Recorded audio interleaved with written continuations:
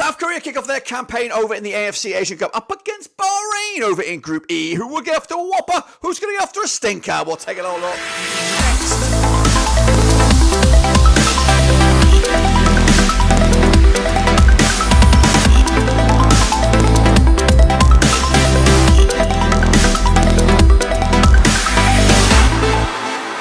That's right, folks. Balancing around production video today. We'll take a look at the opening games, still over in Group E, between Korea and Bahrain, of course, and we'll get to that in a second, of course. Big shout out to my VIPs. They are the patrons, of course. You know who you are. And again, if you haven't done so already, make sure you hit the subscribe. Your one-stop shop for the AFC Asian Cup continues. And we've also got Black and Rose content, world football, all here under one rooski. But today, it's all about this. It is, of course, South Korea. It is Bahrain. It's in the AFC Cup, and of course, it's in Group E, taking place on the 15th of Jan at the Jasmine bin Hamad Stadium, of course, over in Qatar. That's right. We're looking forward to that. Hopefully you guys are too. But let's, of course, take a look at how Korea got to this stage. That's right. They are coming at you as the second round Group H winners secured their deal for their date here at Qatar on the 9th of June 2021. 15th finals for them in the past. The last was in 2019. They've only won it twice with 1956 and 1960. The manager. Wow, what a surprise to me. I did know that. I did know this. I just was just a little bit slow. But Jurgen Klinsmann, he's my idol. One of my idols from my youth. Happy to see him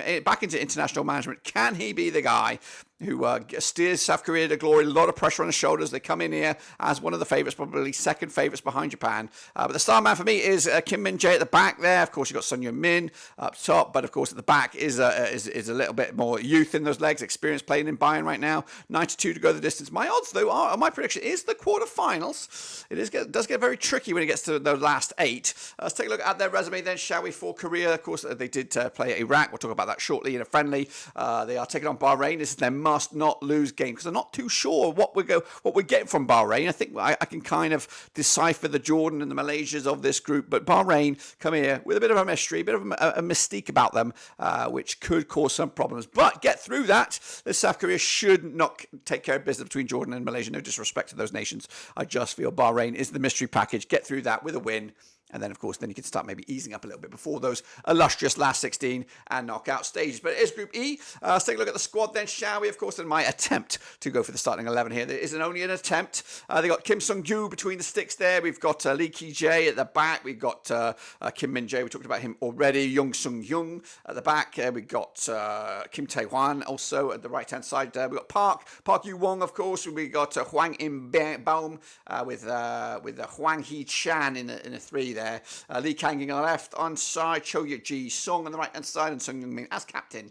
Here, of course, will be down the middle somewhere, somehow, somehow, of course. But let's take a look at the opposition then. Whoa, it's Bahrain. That's right, coming at you as third round Group E winners. Qualified back on the 14th of June 2022. This is their 7th tournament. 2019 was the last. They were 4th way back in 2004 with Juan Antonio Pizzi as El Manager, of course. That's right. Ali Madden, the main man, of course, 100 to 1 to go the distance. But at the moment, as of recording, I only have them being at the group stages, so maybe they're not as good as I've given them a little bit of hype for. But let's take a look at their resume then, shall we? Of course, they did play Australia. We'll talk about that shortly here in the preseason build-up. But of course, opening up against Korea, talking about that now. And then it's Malaysia. Then it's, of course, Jordan. The must-not-lose game against Jordan. I don't realistically think they'll get anything from this Korean game. I think the Malaysia game is a coin flip, possibly, But if you lose both of those, you've got your final hurdle here against Jordan. You win that one, get 3 points. You put yourselves into discussion for one of those illustrious third-place finishes, and then goal difference will be a factor, all that kind of stuff. But, of course, Group E is pretty much one-sided. South Korea should win it. It's just going to be who's going to get enough points to finish second, and maybe just who's going to get enough points to finish in that third spot. But anyway, take a look at my attempt at a Bahrainian national 11, starting 11 again, my first attempt at this. We've got Jaffa between the sticks. He's our captain. He's got to start, surely, unless something weird is going on there. We've got Mohamed Adel, left-hand side. We've got Walid Al-Hayam there. We've got Bakir joining on that side, Bakir, of course, and we got, who's that guy on the right-hand side? Bugama, of course, with Al-Shaki, Al-Harden, Al-Madin, we talked about him, Starman there, Maroon, Yusuf Hilal, and Ali Aswad up top. That's my attempt to know if I'm anywhere near or completely away from it, of course. Now, these two sides now played each other 5 times, 2006. We've got 3 wins for Korea, 1 win for Bahrain, and there's been 1 draw. The biggest win for Korea was a 2-1 win. They've got 8 goals scored in those 5 games, 1.60 goals a game on average. Of course, Bahrain's one and only win was a 2-1 win. They got 6 goals in those 5 games. games to 1.20 goals a game on average. Stats have fluttered a little bit, back-to-back defeats for Bahrain, but they are still on 58% form. They did lose to Australia in their last pre-tournament game, with Korea on 92% form, of course. What happened in their last game? A 1-0 win over Iraq.